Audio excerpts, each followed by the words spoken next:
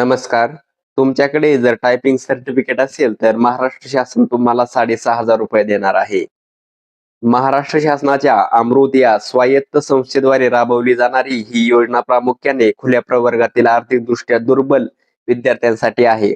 ज्या विद्यार्थ्यांनी टायपिंग किंवा लघुलेखन परीक्षा उत्तीर्ण केली आहे त्यांना या योजनेअंतर्गत 6,500 रुपये प्रोत्साहनपर आर्थिक मदत दिली जाणार आहे. तर आता आपण या व्हिडिओमध्ये सर्व माहिती डिटेलमध्ये पाहणार आहोत. तर सुरू करूया आपल्या व्हिडिओला. योजनेचे स्वरूप आणि लाभ पाहूया. प्रोत्साहनपर भत्ता. जीसीसी टीबीसी टायपिंग किंवा लघुलेखन परीक्षा उत्तीर्ण झाल्यावर 6,500 रुपये एकरकमी थेट बँकेत तुमच्या जमा होणार आहेत. या योजनेचा उद्देश असा आहे की आर्थिकदृष्ट्या दुर्बल घटकातील विद्यार्थ्यांचा कौशल्य विकासाला प्रोत्साहन देणे आणि त्यांच्या परीक्षा शुल्काचा परतावा करणे. या योजनेविषयी पात्रता काय आहे ते पाहूया. उमेदवार हा खुल्या प्रवर्गातील असावा. ओपन कॅटेगरीतला उमेदवार पाहिजे.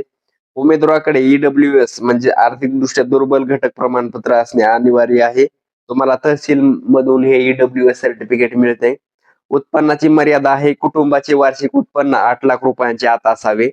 शिक्षण उमेदवार किमान 10वी किंवा 12वी उत्तीर्ण असावा. वय मर्यादा यासाठी आहे की 18 ते 45 यामध्ये उमेदवाराची वय असायला पाहिजे. परीक्षा महाराष्ट्र राज्य परिषदेची म्हणजेच GCC TBC typing Marathi Hindi इंग्रजी यापैकी तुमची 30 40 50 किंवा 60 यापैकी कुठलीही तुमची टायपिंग पूर्ण झालेली असो त्यांचा सर्टिफिकेट असले तर तुम्हाला ही योजनेचा लाभ मिळणार आहे. यासाठी उमेदवार हा महाराष्ट्राचा रहिवासी असणं गरजेचं आहे. यासाठी आवश्यक कागदपत्रे काय ते पाहूया. अर्ज भरताना खालील कागदपत्रे जवळ ठेवा.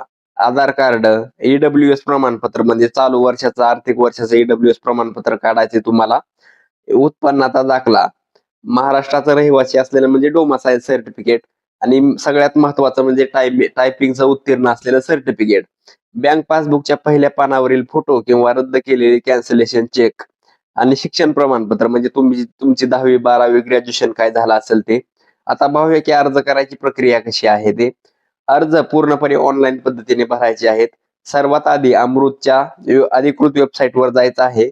वेबसाईट आहे की महाअमृत MAHAAMRUT.org.in या वेबसाईटवर जाऊन रजिस्ट्रेशन करायचं आहे आणि आपली वैयक्तिक माहिती शिक्षण बँक तपशील सर्व काही भरायचं आहे आणि फॉर्म सबमिट करून प्रिंट काढून तुमच्या जवळ ठेवायचे आहे. प्रिंट कुठेही पाठवायची नाही, काय नाही, फक्त ऑनलाईन अर्ज भरायचा आहे.